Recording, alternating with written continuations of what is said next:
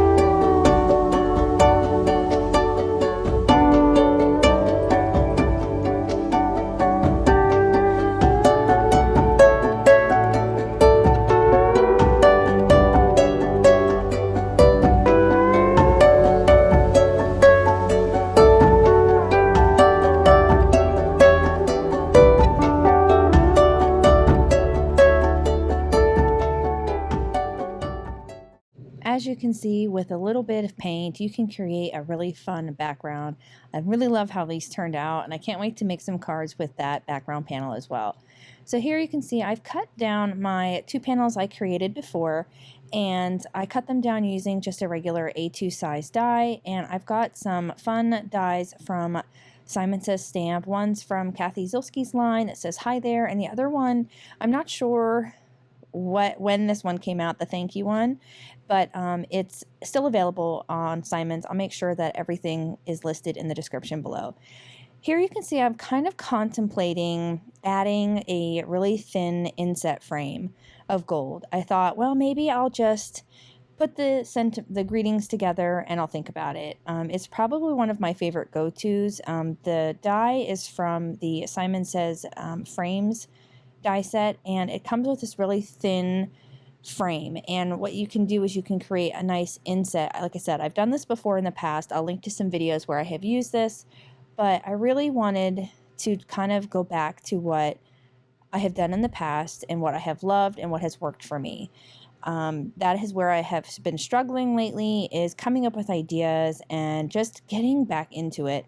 And all I can tell you is that I had so much fun creating these cards and so much fun getting back into my supplies and just getting my fingers all inky and, you know, just relaxing and getting back into doing this. And it really was a wonderful evening sitting down after all the kids have gone to bed and just getting back to doing what I love.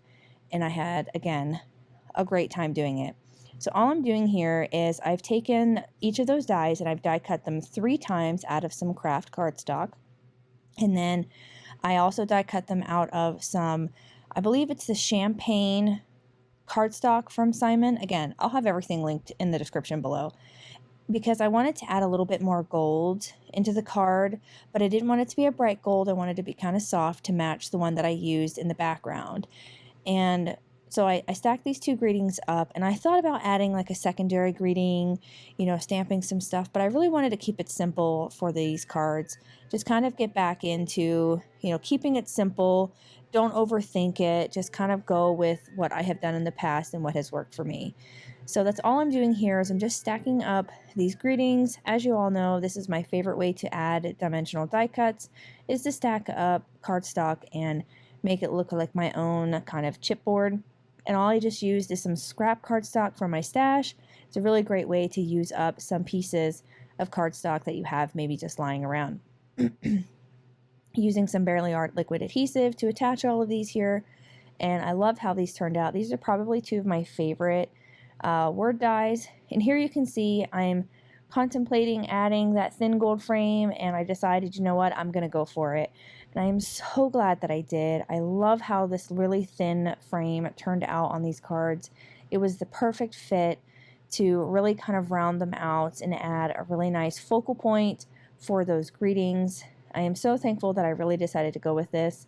And at first it can seem kind of scary cutting through your, you know, your background that you worked really hard on, but in the end it is totally worth it. As long as you know, get things lined up and you adhere everything down and you really take your time and you get it lined up exactly where you want it, it'll turn out perfectly. And again, this is one of my favorite ways to add some interest to any kind of card. And you can see here it just cuts a really thin frame around, and I use that same gold cardstock that I used for the greetings, and it's a really nice kind of dull gold. It's not too bright in your face. It really goes well with the color choices that I added here, and I am just adding them all here onto some craft cardstock, again just to kind of mute the colors or kind of give something. I thought about doing it on black as a matte, but I felt like black was too harsh, so I decided to go with the craft because I felt like it matched the gold and the blues really well. I was kind of going for, like, I was really in a blue and green mood, I don't know. But I was really feeling these colors and how they went well together, and I think this would be a really fun card to do with different shades of like purple or some different shades of pink, and adding the gold accents I think would be a really fun way to add, do a whole bunch of these cards, like do a nice card set with this kind of style. I think it would be a really fun idea. So all I did was I took a thin bead of this Barely Art adhesive and I went around the inside of that frame that was cut out and just kind of slid the gold frame into place, and that helps it kind of catch the glue and help hold it in place. Now I've seen where people have used that double-sided adhesive or like a sticky paper. I have never had any luck with that. I always end up screwing it up or something goes wrong. So I just decided to do this technique, and it has always worked for me in the past. Just adding that liquid adhesive just along the inside of that frame and kind of concentrating a little bit more in the corners and just sliding the frame, the really thin frame, into place through that liquid adhesive, and it works out beautifully. I've never had any cards fall apart, and it works. So here you can see I'm just lining that up on the inside and using this nice sharp tool to kind of pull everything into place, and it just nestles in there beautifully. So you could say this is a little bit of inlay die cutting in here. It's not a whole lot, but it's something. A really great way to add some interest to a card. And you could pop these panels up, you know, give them some interest as well. Those sorts of things. Lots of really fun stuff you could do. Get that pressed into place there. And I think it is a beautiful addition to these cards. I love it so much. I'm glad I decided to go with it. I went with my gut and it worked out beautiful. now that I have that all ready, I'm going to go ahead and get my card bases ready. These are just some card bases cut out of some Simon's 110-pound cardstock, and I'm just scoring them at 5.5 to create some top folding A2 sized card bases. I left the insides blank. I felt like these cards could be very open-ended, you know, a thank you for anything and a hey there just to say hi. So nice open-ended cards, works out nicely. When I was adhering these down, in my mind, I thought that there would be some white edging, but I cut these panels to fit exactly to an A2 size card. So why I decided to go with the foam tape here is beyond me. This is not necessary. I didn't have to do the foam tape. My brain wasn't working right. I was in the thought process that this would pop up and you would see like a white frame around it, and I had already put the adhesive on there, so I was kind of stuck with it. And it wasn't until I realized when I was putting it down that this is the exact same size, so that foam tape was completely useless, but it's not going anywhere. It's going to stay stuck there and I won't have to worry about it. But the next panel, I went in with a liquid adhesive and just used it to glue it down. Either way, you can see it doesn't make any difference to the card. They both still turned out wonderful. Again, makes no difference. You could use tape runner. I looked for my tape runner. I couldn't find it. It's one I really wanted to use. Couldn't find it anywhere. I have no idea where it ran off to. But the liquid glue and the foam adhesive work out just fine. So you can see here my panels are ready to go. And now we can adhere our die cut greetings on here. And I didn't want them to be right in the center. I wanted them to be kind of off to the bottom side. I felt like it gave it a little bit more interest. You know, I've been kind of liking keeping things not so straight on or perfect when it comes to especially these backgrounds and where I put these greetings, because these backgrounds are very abstract. They're very organic. They're not perfect rectangles. They're not perfect squares. It's very haphazard. You know, the colors differentiate in between each, and I think it's a really nice way to get creative and artistic. I really had a lot of fun creating these, and it really got me back into doing this and really got my mojo going, and I'm so excited. I hope you give this a try. It's really fun and really easy. Anybody can do it. I am not a watercolorer in the least. I have never been good at it, but this, so simple, so easy, and you can do it with any watercolors you have. You don't have to have the Gansai Tambi. You can use anything that you have on hand. And I'm just using my T-square ruler to help get those nice and lined up. I didn't want them to be crooked or anything because it's kind of hard to tell if it's straight with all of these kind of wonky lines in the background. So I did struggle a little bit making sure that I did have it nice and straight. Just adding that eye, or the little dot on the top of the eye there, just to finish that off. And then I'm going to go in with a couple of white clay hearts to round out these cards. I really wanted to add just a tiny bit of white and a little bit of embellishment.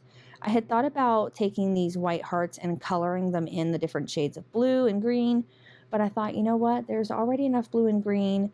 I think just adding these white clay hearts was the perfect way to end this. I had also thought about adding in some gold hearts that match the gold, but the white ones were the perfect touch. I think they worked out beautifully. And you can never go wrong with a heart. Hearts are wonderful. Hearts, and I think stars are good embellishments to add. Get these last ones adhered here. And that will finish up these two cards today. I really want to thank you all for coming back and seeing me create these abstract watercolor cards. I really had a lot of fun creating them. If you enjoyed the video, please consider hitting the like button as well as to subscribe so you don't miss out on any more videos here at my channel. Again, I want to thank you and I appreciate you stopping by, and hope you have a wonderful rest of your day. I'll see ya!